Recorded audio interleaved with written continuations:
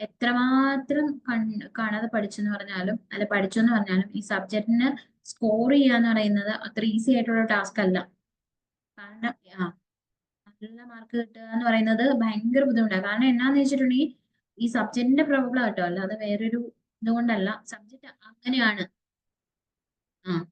കാരണം ഒരു ചാപ്റ്റർ എടുത്ത് നോക്കിയാൽ അറിയാലോ, കുറേ ഇങ്ങനെ RC IRC അങ്ങനെയൊക്കെ പറഞ്ഞ കുറേ സാധനങ്ങളാണ്. ഈ സാധനങ്ങളെല്ലാം പിള്ളേരെ കൊണ്ട് പഠിച്ചെത്തിക്കുക എന്ന് പറയുന്നത് അത്ര ഈസി, നമ്മൾ അവരെ കുറ്റം പറഞ്ഞിട്ടും കാര്യമില്ല.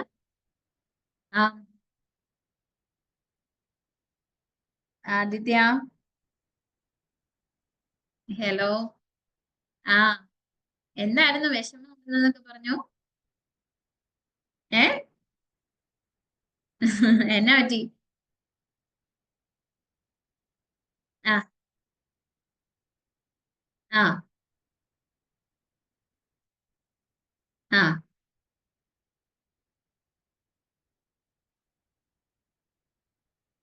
ഓ ശരി. ഉം ഓ ശരി. നമ്മൾ ഈ RCയുടെ പഠിച്ചതല്ലായിരുന്നു എക്സാമിന് തലേദിവസം?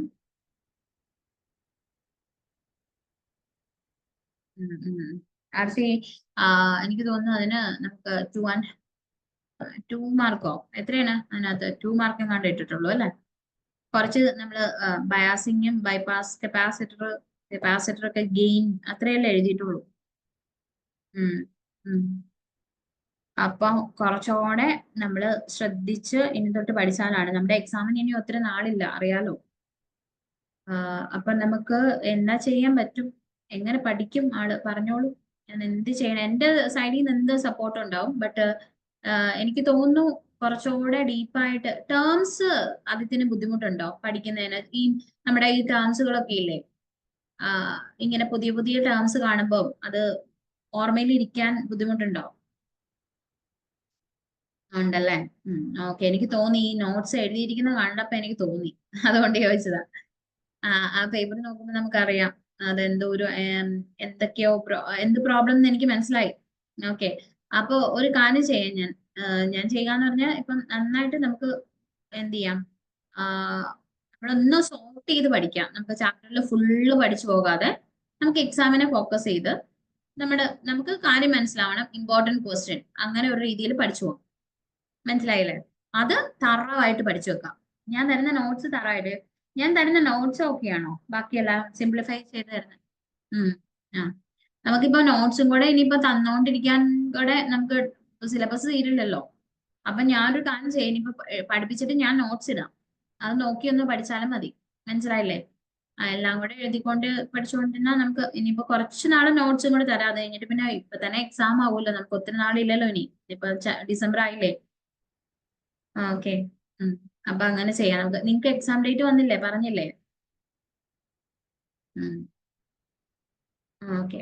അപ്പൊ ഈ ക്രിസ്മസ് എക്സാമിന് എത്ര ചാപ്റ്റർ, എനിക്കൊന്ന് ജസ്റ്റ് ക്രിസ്മസ് എക്സാമിന് ഏതൊക്കെ പോർഷൻസ് നിങ്ങളോട് പറഞ്ഞിരിക്കുന്നതെന്നൊന്ന് എനിക്ക് ഫോർവേഡ് ചെയ്തേക്കാവോ?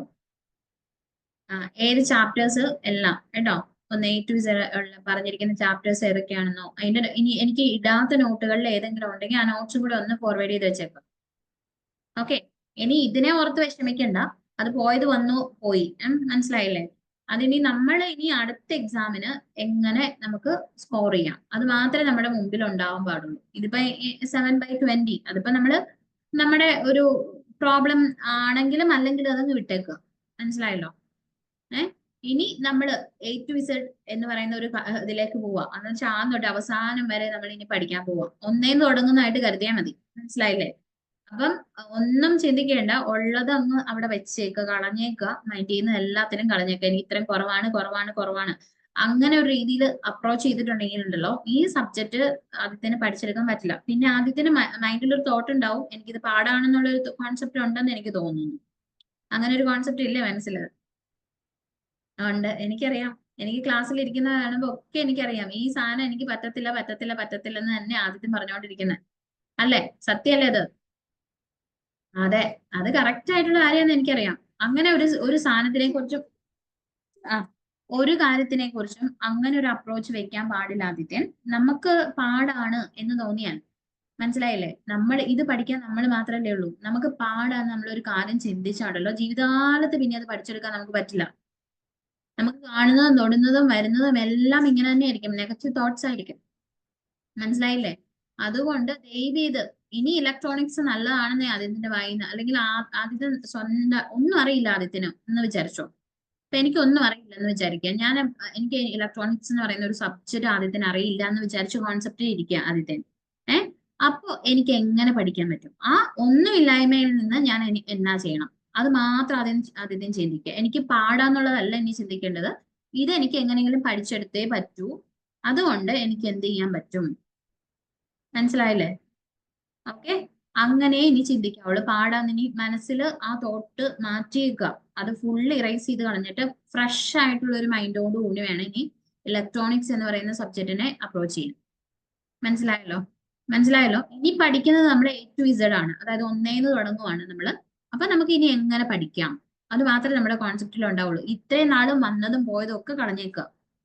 ഓക്കെ, ഇനി നമ്മൾ ഫസ്റ്റ് ആയിട്ട് പഠിക്കുവാണ്, തുടങ്ങുവാണ് നന്നായിട്ട് പഠിക്കാൻ എന്ന് മനസ്സിനെ അങ്ങ് പറഞ്ഞ് പഠിപ്പിക്കുക.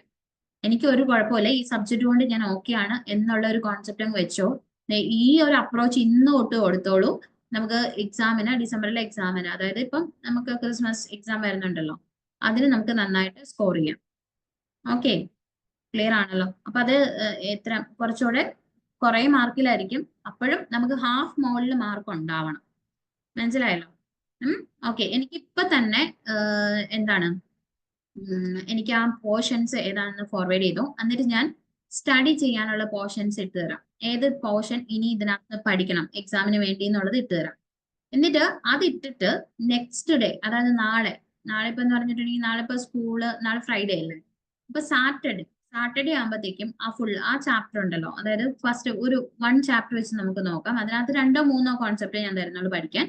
അത് പഠിച്ചിട്ട് ഫുള്ള് നമുക്കൊരു എക്സാം പോലെ ഇട്ട് നോക്കാം. ഞാൻ ക്വസ്റ്റ്യൻ ചോദിക്കാം. ഓക്കെ, അപ്പൊ അങ്ങനെ ഒരു രീതിയിൽ പോവാം. അപ്പൊ നമുക്ക് കുറച്ചുകൂടെ സമയം ബാക്കിയുള്ള സബ്ജക്റ്റിന്, ഇപ്പൊ നമുക്ക് ബാക്കിയുള്ളത് എനിക്ക് തോന്നുന്നു ഓക്കെയാണ്. കുറച്ച് കൂടുതൽ ടൈം എവിടെയാണോ നമുക്ക് കുറവ് മാർക്ക് കിട്ടുന്നത്, ആ സബ്ജക്റ്റിന് കൂടുതൽ ടൈം പ്രിഫറൻസ് കൊടുക്കുക. മനസ്സിലായല്ലോ? നമുക്ക് മടുപ്പാണെന്ന് പറഞ്ഞാൽ നമ്മൾ പഠിക്കാതിരിക്കുമ്പോൾ നമ്മൾ അവിടെ ആ ടൈം അതിനു വേണ്ടി കൊടുക്കുന്നില്ല. മനസ്സിലായല്ലോ? അങ്ങനെ പോയിട്ടുണ്ടെങ്കിൽ നമുക്ക് ഈ സബ്ജക്റ്റ് പഠിക്കാൻ പറ്റത്തില്ല. ഓക്കെ, അപ്പൊ അതുകൊണ്ട് ഫുള്ളായിട്ടും നമ്മൾ ഇനി വരുന്ന കാര്യങ്ങൾ കഴിഞ്ഞു പോയത് വിട്ടേക്ക്, നമ്മൾ ഇനി A to Z സ്റ്റാർട്ട് ചെയ്യാൻ പോണേ ഉള്ളൂ, പഠിക്കാൻ തുടങ്ങുന്നേ ഉള്ളൂ.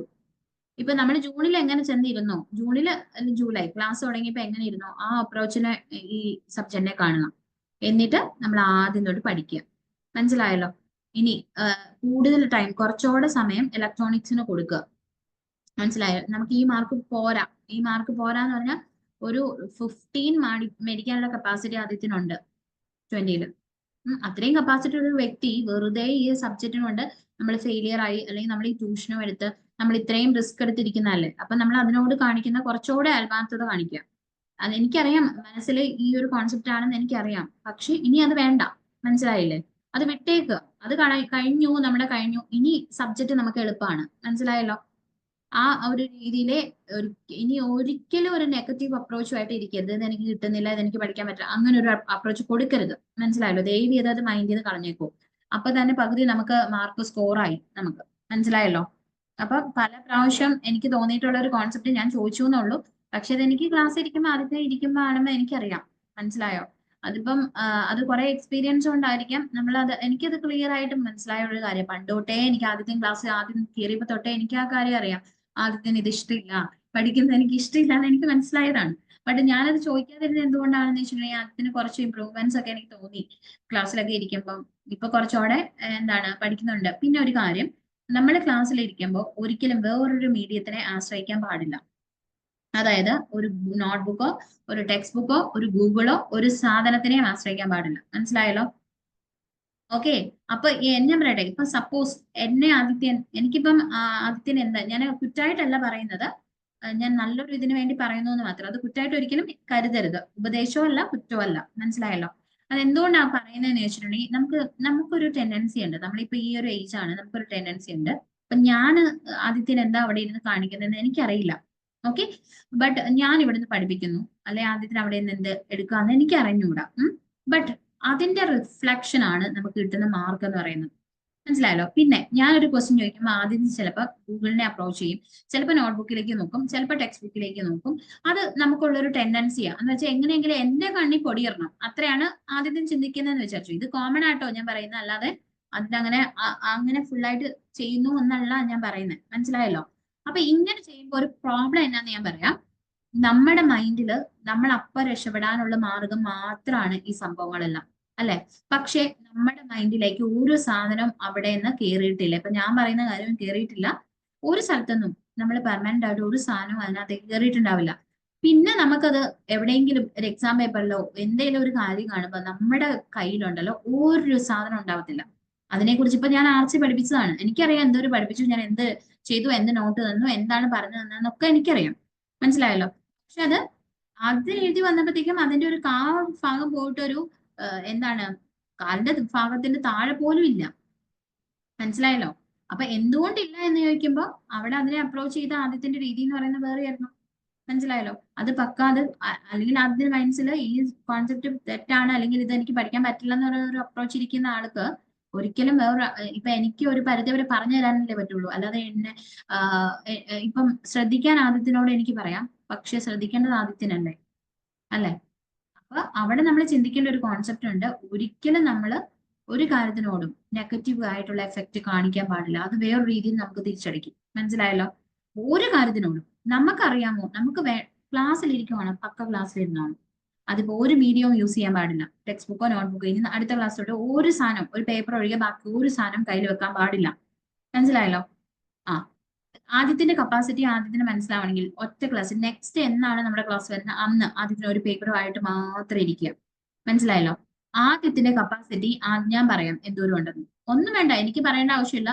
ഞാൻ ഓൾറെഡി ഒരു സൈക്കോളജിസ്റ്റും കൂടിയാണ്, അപ്പൊ എനിക്ക് ഓൾറെഡി അറിയാം ആദ്യത്തിനെ കുറിച്ച്. ഞാൻ ആദ്യം പറഞ്ഞില്ലേലും ആദ്യത്തിന് എന്താണെന്നുള്ളത് ഇത്രയും ക്ലാസ്സസ് ചെയ്യുന്ന എനിക്ക് ഓൾറെഡി അറിഞ്ഞു, ഞാൻ മനസ്സിലാക്കിയ ഒരു സാധനമാണ്. മനസ്സിലായല്ലോ. അത് ആദ്യം എന്നോട് പറയേണ്ട ആവശ്യമില്ല. ഇപ്പൊ ഞാൻ പറഞ്ഞ കാര്യങ്ങളെല്ലാം ആദ്യത്തിന് ഓക്കെ അല്ലേ, അല്ലേ? ഞാൻ പറഞ്ഞത് നേച്ചർ തന്നെയല്ലേ ആദ്യത്തിനുള്ളത്. അപ്പൊ അത് എന്തുകൊണ്ട് നമുക്ക് അങ്ങനെ സംഭവിക്കുന്നതെന്ന് വെച്ചിട്ടുണ്ടെങ്കിൽ നമ്മൾ ആ കാര്യത്തിനെ അപ്രോച്ച് ചെയ്യുന്ന രീതി തെറ്റായത് കൊണ്ടാണ്. നമ്മൾ ക്ലാസ്സിൽ ഇരിക്കുമ്പോൾ തെറ്റായിട്ട് അപ്രോച്ച് ചെയ്യുന്നുണ്ട്. നമ്മൾ ആ സബ്ജക്റ്റിനോട് എനിക്ക് പറ്റില്ല എന്നൊരു ഒരു കാര്യം കൊടുക്കുന്നുണ്ട്. പല രീതിയിലും നമ്മൾ അതിനോട് നെഗറ്റീവ് കാണിക്കുമ്പോൾ എനിക്ക് അതിൽ നിന്ന് കൂടുതൽ മാർക്ക് സ്കോർ ചെയ്യാൻ എനിക്ക് പറ്റുമോ ആദിത്യ? പറ്റുമോ? ഓക്കെ. അപ്പൊ അതുകൊണ്ട് നെക്സ്റ്റ് ടൈം മുതൽ നന്നായിട്ട് ക്ലാസ്സിൽ ഒന്നും വേണ്ട, നമുക്ക് കപ്പാസിറ്റി എന്തോരം ഉണ്ട്, നമുക്ക് എന്തോരം പഠിക്കാൻ പറ്റും അത് മാത്രം പഠിച്ചേക്കുക. മനസ്സിലായല്ലോ. അതിന് വേറെ ഒന്നും ഒരു മീഡിയത്തിനെ ഹെൽപ്പ് ചെയ്യാതെ നമ്മളെ റിസൾട്ട് സ്റ്റാർട്ട് ചെയ്യുന്നു, അത്രേ ഉള്ളൂ. ഓക്കെ. അപ്പൊ അങ്ങനെ നമുക്ക് പഠിച്ചു പോകാം, കുഴപ്പമില്ല. ഈ എക്സാം ഡേറ്റും ഇലക്ട്രോണിക്സിന്റെ എക്സാമിന്റെ ഡേറ്റും എനിക്ക് ടോപ്പിക്സും കൂടെ ഒന്ന് ഫോർവേഡ് ചെയ്യണം കേട്ടോ, അമ്മയോട് പറഞ്ഞിട്ട്. ഓക്കെ. എന്നാ ഞാൻ വെക്കട്ടെ. അമ്മ എന്തി?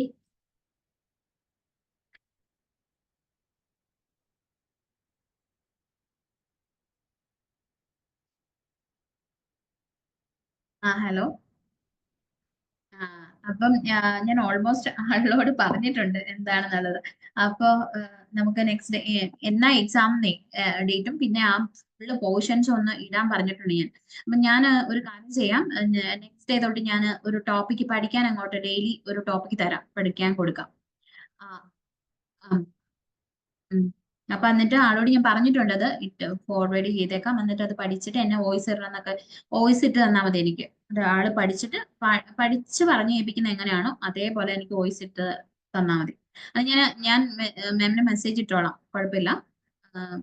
ഞാൻ എന്താ ചെയ്യേണ്ടതെന്ന് മെസ്സേജ്, എനിക്കിപ്പോ അത്യാവശ്യമായിട്ട് ചാപ്റ്റേഴ്സും ടോപ്പിക്സും എന്നാ ഡേറ്റും ഡേറ്റ് ഓഫ് എക്സാം എന്നാണെന്ന്. ആ ആ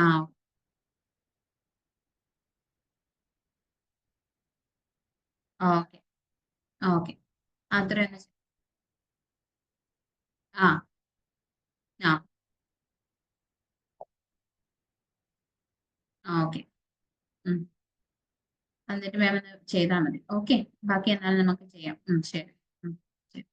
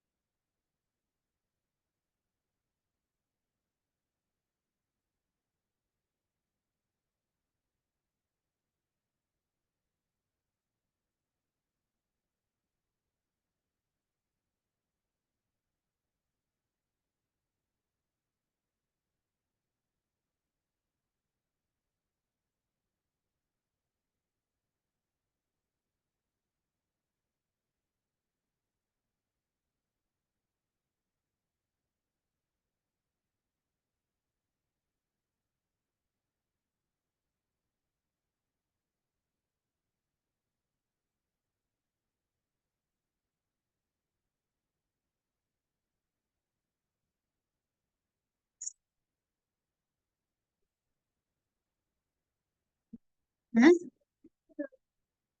കണ്ടെന്ന് പറഞ്ഞു. അതേണ്ടാ അത് കാണണ്ടെന്ന് പറഞ്ഞു.